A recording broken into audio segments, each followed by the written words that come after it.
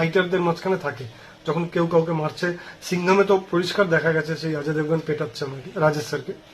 উনি বললেন বোম্বেতে যখন উনি ইয়েতেও ছিলেন, চেন্নাই এক্সপ্রেসে ছিলেন, তো উনি বলছেন শাহরুখ খান কিন্তু কখনোই এইগুলো বলে না যে আমার গলায় আটকে গেছে, ও কিন্তু মানিয়ে নেয় জিনিসটাকে, ও যার জন্য শাহরুখ খান। তখন আমি ওনাকে একটা কথা বলেছিলাম যে রাজেশ স্যার, শাহরুখ খান একটা সিনেমা করতে গেলে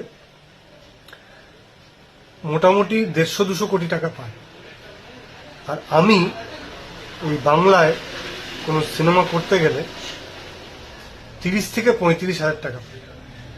শাহরুখ খান বলে না, তার কারণ ওর ছবিটার শেষে ওর কাছে 150-200 কোটি টাকা আসে, ও সেটা মানিয়ে নেয়। কিন্তু 30-35 হাজার টাকার জন্য এটা মানিয়ে নেওয়া আমার পক্ষে একটু কষ্টকর। তো টাকার অঙ্কটা অনেক বড় বলেই সেখানে ওরা মানিয়ে নিতে পারে, এখানে কিন্তু সেটা মানিয়ে নেওয়া যায় না। তারপরে ওখানে যে সম্মানটা দেওয়া হয়, এখানে তার একরত্তীয় সম্মান আমাদেরকে দেওয়া হয় না। সেই কারণে আমি তখন ওনাকে বলি। যাই হোক, তো খুব ভালো একটা অভিজ্ঞতা ছিল বুম্বাদার সাথে।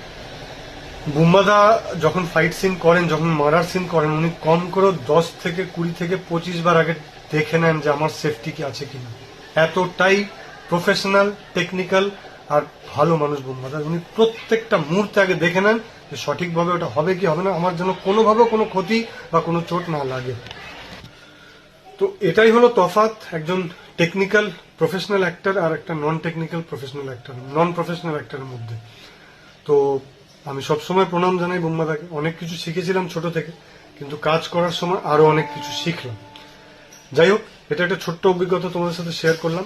এবার শেষবারের মতন তোমাদের আবার আমি মন থেকে কৃতজ্ঞ, তোমাদের ধন্যবাদ জানাই, ভালোবাসা জানাই।